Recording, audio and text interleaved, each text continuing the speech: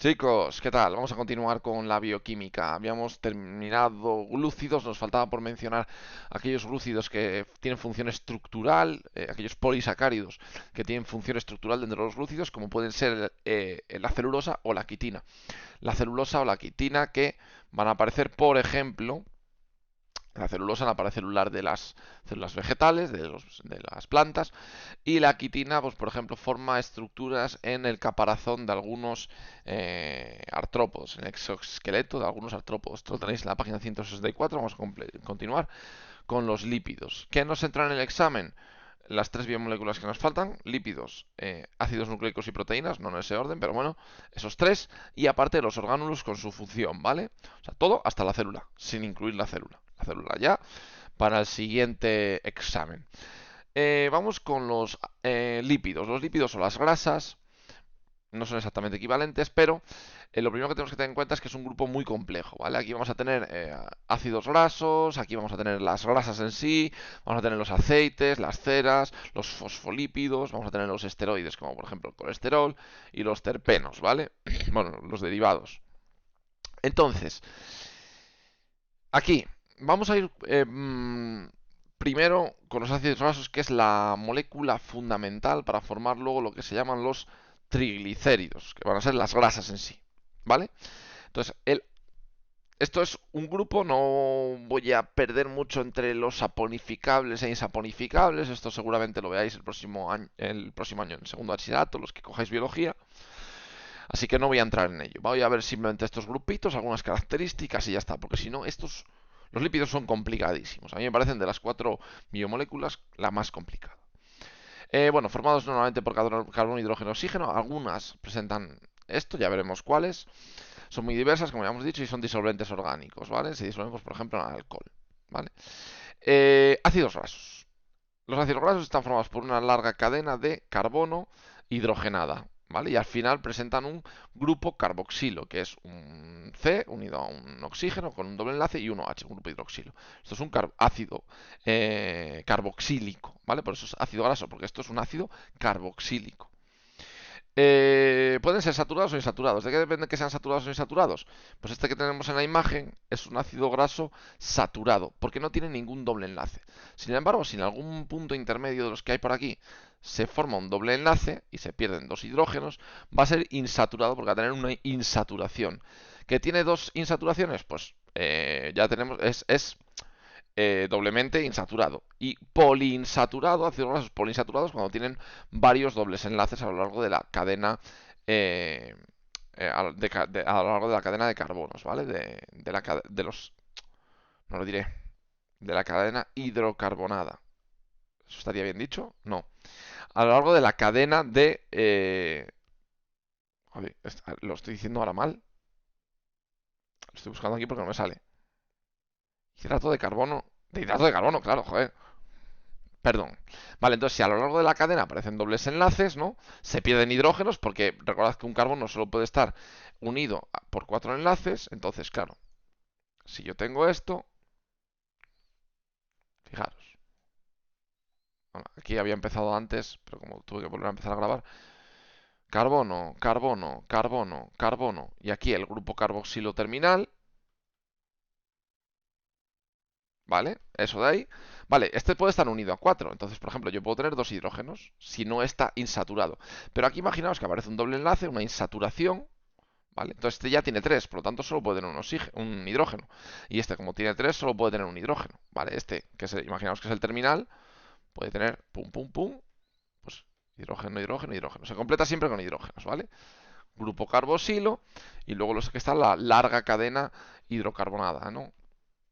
Entonces, esto es la insaturación. Estos son los ácidos grasos insaturados, que eh, pueden ser monoinsaturados cuando tienen uno solo y poliinsaturados cuando hay varios. Por ejemplo, en el ácido oleico, que es el ácido del aceite de oliva, pues va a ser un ácido monoinsaturado. Y normalmente las insaturaciones o los ácidos insaturados o poliinsaturados son más saludables que los ácidos saturados, ¿vale?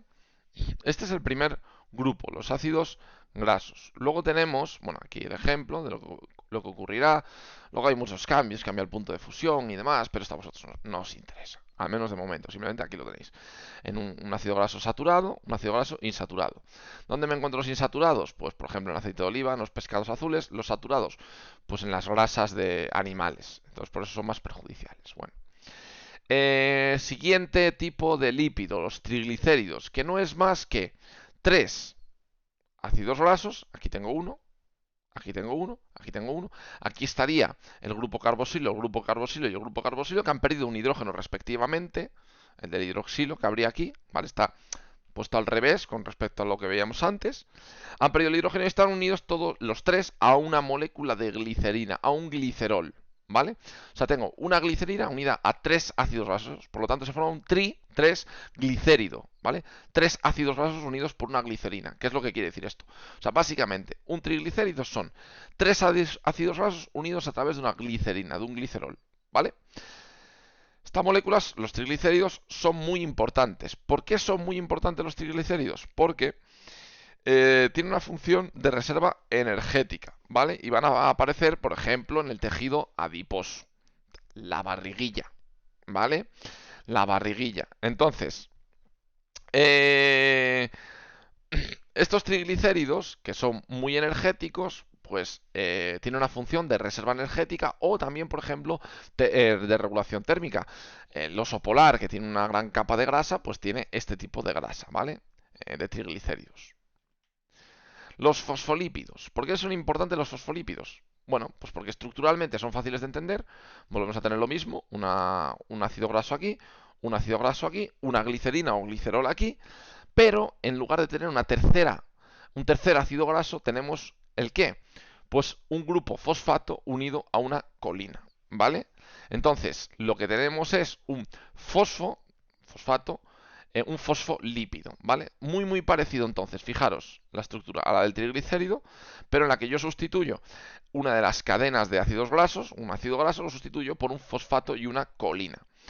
¿Y por qué son interesantes los fosfolípidos? ¿O dónde aparecen? Porque forman parte estructural fundamental de la membrana plasmática, ¿vale? Son muy, muy, muy, muy importantes en la membrana plasmática. Así que tienen muchísima importancia. La cabeza es una cabeza hidrófila, es soluble en agua, tiene mucha... No es soluble en agua, perdón. Es hidrófila, sino que tiene mucha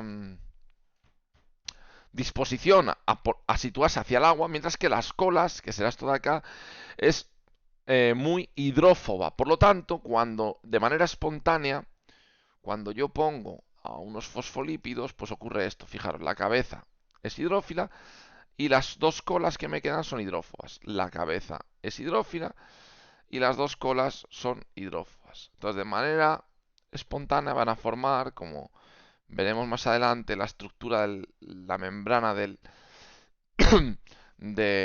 la célula, que es una doble capa lipídica, donde yo tengo esto de aquí y esto de aquí.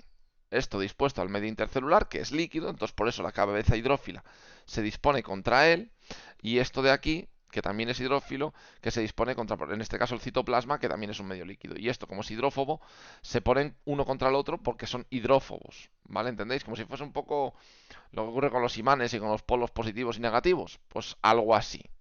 Pero bueno, no exactamente, ¿vale? Cabeza hidrófila hacia una parte líquida, cabeza hidrófila hacia otra parte líquida y las hidrófobas una contra la otra. Entonces se forma la doble membrana de la bicapa lipídica. Doble capa, se llama bicapa lipídica, ¿vale? ¿Entendido esto? Bueno, muy importante los fosfolípidos porque aparecen... Uy, no quería darle aquí, quería darle aquí. En la membrana plasmática. Aquí lo tenéis representado, las cabezas hidrófilas con las colas hidrófobas, ¿vale? Cabezas hidrófilas con las colas hidrófobas pues en esa bicapa lipídica. Funciones que pueden tener los lípidos así en general. Bueno, estructural, por ejemplo. Recubriendo en la membrana, recubriendo pelos y plumas y órganos, como el caso de las ceras, que no voy a contar estructuralmente lo que son, pero que son muy interesantes, por ejemplo, recubriendo también una hoja de una planta. Son reserva energética, esto ya lo sabéis, si es antitérmico, ya lo he contado, reserva energética porque son muy energéticos. Las grasas, por ejemplo, un gramo de grasa genera unas 9 kilocalorías, mientras que un gramo de glúcido genera solo 4, o sea, más del doble la grasa que los glúcidos. Forman parte de las vitaminas, como por ejemplo la D y la K, en hormonas como la testosterona, en todas las hormonas que tienen una base esteroidea, ¿vale? Luego, un segundo, perdón. Va- Vale, perdona, es que oí algo raro y pensaba que... No, olvidaros.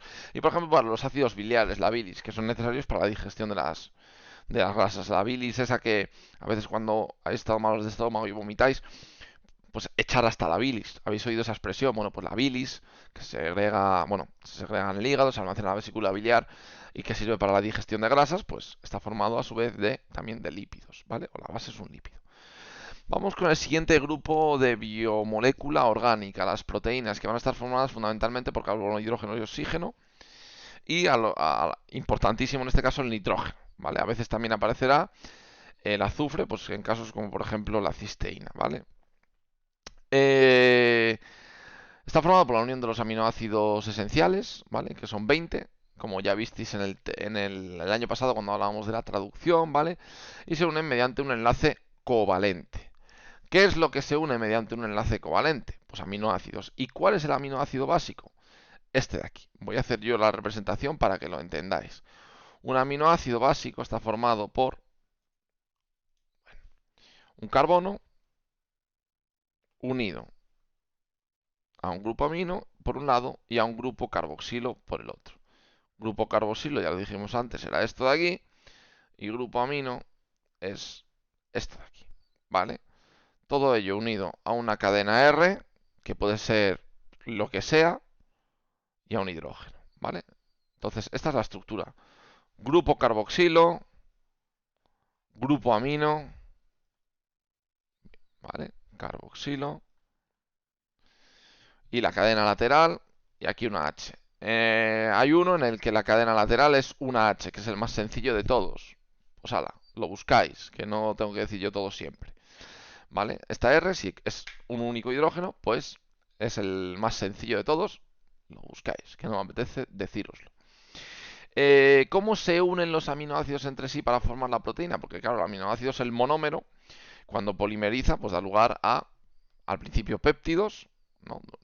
Dipéptido, oligopéptido, y cuando ya es suficientemente grande, 100 unidades, 400 unidades, pues se forman las proteínas. ¿Cómo se une esto? Pues fijaros, yo tengo un aminoácido, otro aminoácido, entonces el grupo carboxilo se une con el grupo amino, ¿lo veis? De tal manera que el OH del grupo carboxilo se une con una de las H del grupo amino, ¿vale? Desprendiendo un agua. Y se forma lo que se llama el enlace peptídico. Ya tendría dos unidos. Entonces este grupo carboxilo se unirá con el amino del siguiente. 3. El siguiente carboxilo con el siguiente grupo amino. El siguiente carboxilo con el siguiente grupo. Así, de manera lineal. Pero eso luego se va a empezar a plegar y dar lugar a las proteínas, ¿vale? ¿Entendido, no? ¿Cómo se forma entonces el enlace peptídico? Se le forma dos aminoácidos, grupo carboxilo de uno con grupo amino del otro, grupo carboxilo de uno con grupo amino del otro, se desprende un agua, ¿vale? Y queda unido a través de ahí, ¿vale? Se forma un enlace aquí, que se llama enlace peptídico, que es un enlace de tipo covalente, ¿vale? Y que permite, bueno, una serie de movimientos que veréis el próximo curso. Las proteínas, recuerdo, tienen que tener al menos un número de aminoácidos suficiente como para tener una estructura tridimensional formada, ¿vale? Mínimo, mínimo, mínimo diría que 40. Y de ahí para arriba, 100, 200, 400, ¿vale? Aminoácidos para formar una única proteína. Entonces, eh, ¿qué función puede tener una proteína? Función estructural, porque aparecen en las membranas, ¿vale? Por ejemplo, para formar canales y que puedan entrar y salir sustancias. Forman el citoesqueleto, como ya sabéis, actina, miosina, esto lo hemos visto ya, lo habréis visto también probablemente en anatomía aplicada. Forman parte de los cilios y flagelos, de la estructura interna de los cilios y flagelos. Entonces, función estructural muy importante, por ejemplo, para formar luego órganos, para formar tejidos, en el tejido muscular, ¿no? Una persona que se quiere poner fuerte toma proteínas para crear tejido muscular, para crear, en definitiva, actina miosina, que es la proteína elemental que favorece la contracción muscular. Función transportadora, la hemoglobina es una proteína, transportadores de membrana, ya os lo he dicho, ¿vale? Función enzimática, participamos en reducciones, pues, prácticamente todas las enzimas, muchas enzimas, son proteínas. Que se me ocurre ahora mismo. Pues las ligasas, las... Joder, justo estoy diciendo la que no quiero decir. Se me ha ido... Ay, bueno, joder, no, a ver si tiene aquí algún ejemplo, por Dios. Es que quería decir una concretamente. La lactasa, de la que hablamos el otro día con el tema de la lactosa. Bueno, pues son proteínas. Función hormonal, como la insulina o la hormona del crecimiento. Muchas más hormonas son de naturaleza proteica, otras son de naturaleza lipídica, ¿vale? En función inmunitaria, los anticuerpos son proteínas, ¿vale? Los anticuerpos que ahora este año con el tema COVID pues son tan conocidos, pues son proteínas. Y contráctil en la actina-miosina, ¿vale? Como veis se solapan un poco las funciones, evidentemente. Porque claro, esto es función contráctil, pero la actina y miosina es la proteína fundamental de las células musculares. Entonces, también es estructural, es contráctil y estructural a la vez, ¿vale, chicos? Bueno, continuamos con los ácidos nucleicos. Esto de todas maneras, miradlo bien por el libro. Esta parte viene muy muy bien. La parte de biología está bastante mejor que la de geología en este libro, hay que decirlo. Así que echadle un vistazo. Ácidos nucleicos. ¿Qué son los ácidos nucleicos? Básicamente los encargados de tener la información hereditaria, la que nos dice cómo somos, ¿no?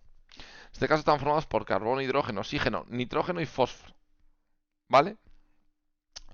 Se forman por la unión de nucleótidos. El nucleótido es el monómero fundamental del ácido nucleico.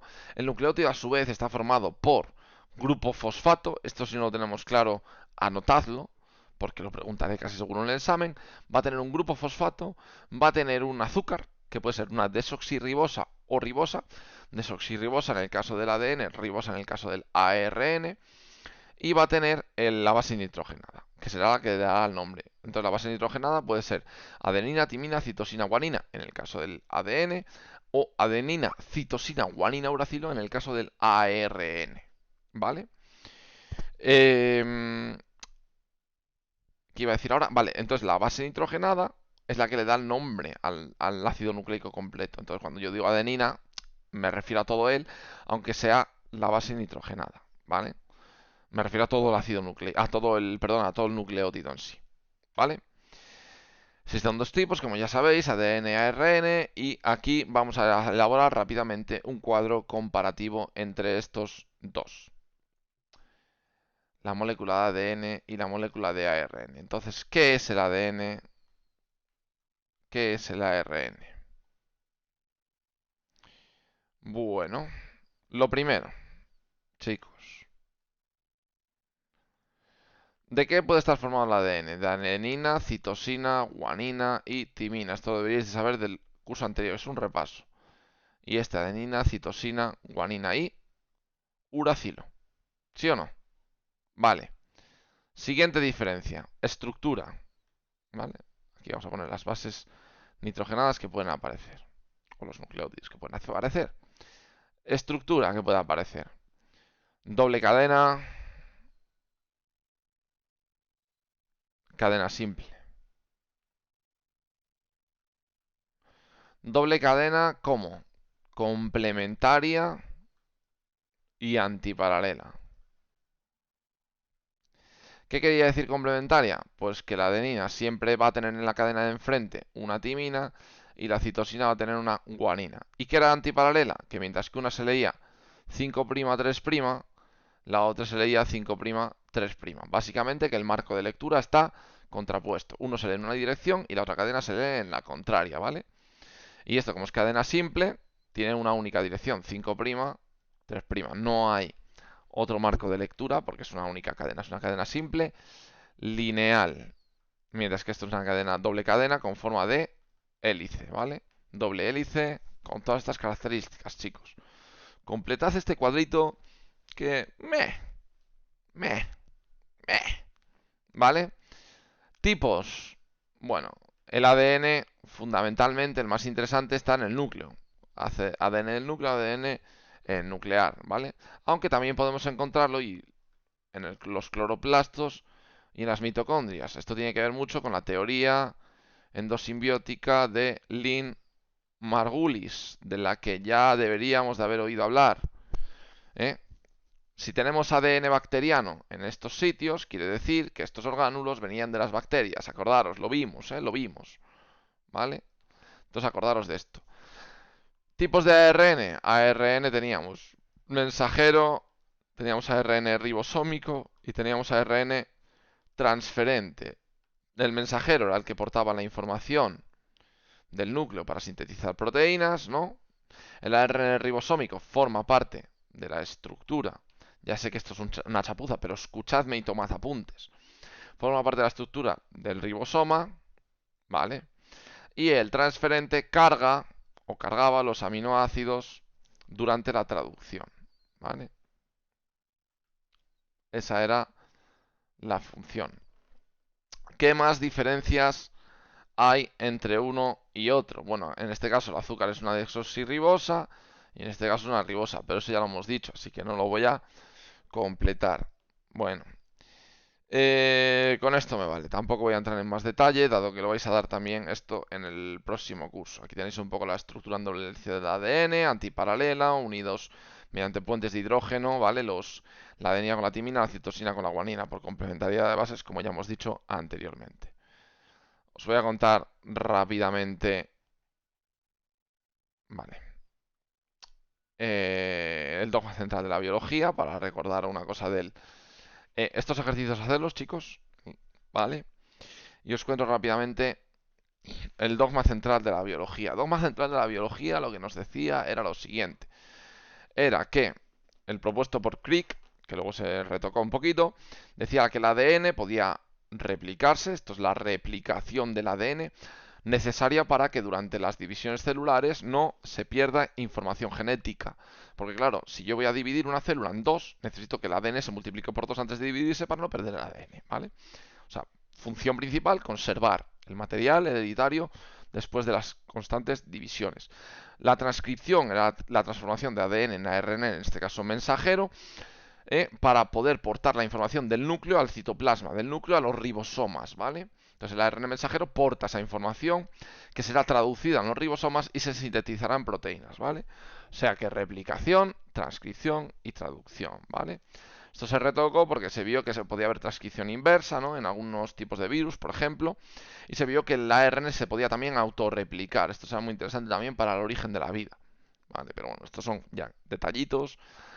Luego ha habido más modificaciones, de hecho el dogma central es un término que ya gusta poco porque lo de que una ARN transforma siempre la misma proteína se ha visto que no, ¿vale? Temas de epigenética y demás, lo de que el ADN llega siempre a una proteína, esto no siempre se cumple y bueno, son temas ya muy avanzados, chicos, incluso para mí, ¿vale? Así que no voy a entrar en ellos.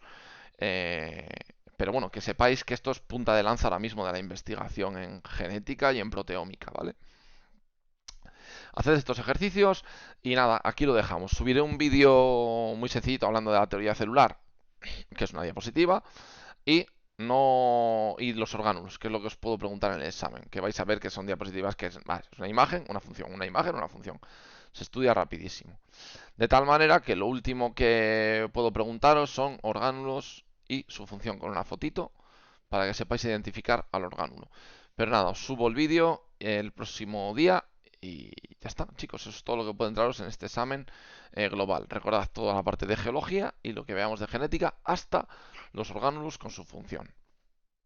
Adiós.